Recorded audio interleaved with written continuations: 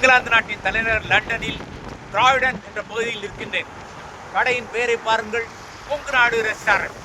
இந்த பெயரை பார்த்த உடனே ஒரு மகிழ்ச்சி. உங்களுக்கு எனக்கு மகிழ்ச்சி தான், உங்களுக்கும் மகிழ்ச்சி தான். அதைவிட சிறப்பான செய்தி என்ன என்றால், இந்த டிராவிடன் முழுமையுமே தமிழர்கள், ஈழத்தமிழர்களும் தமிழ்நாட்டு தமிழர்களும் கடைகள் வைத்திருக்கின்றார்கள்.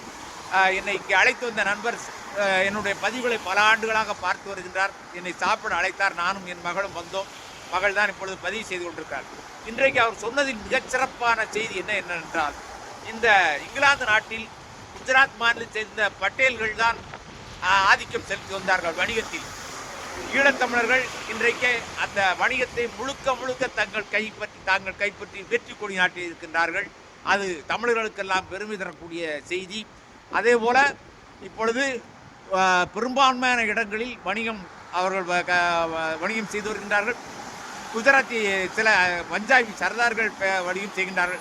ஆனால் இன்றைக்கு இந்த லண்டனில் எங்கு சென்றாலும் தமிழ், எந்த இடத்திலாலும் காவல்துறைக்கு தமிழில் பேசலாம் என்கிறார்.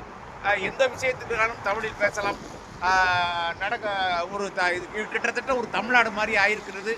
அவர் சொல்கிறார், எப்படி நாங்கள் இங்கே வந்தோமோ அதே போல கடந்த சில ஆண்டுகளாக தமிழ்நாட்டிலிருந்து 1,00,000 பேருக்கு மேல் வந்திருக்கின்றார்கள்.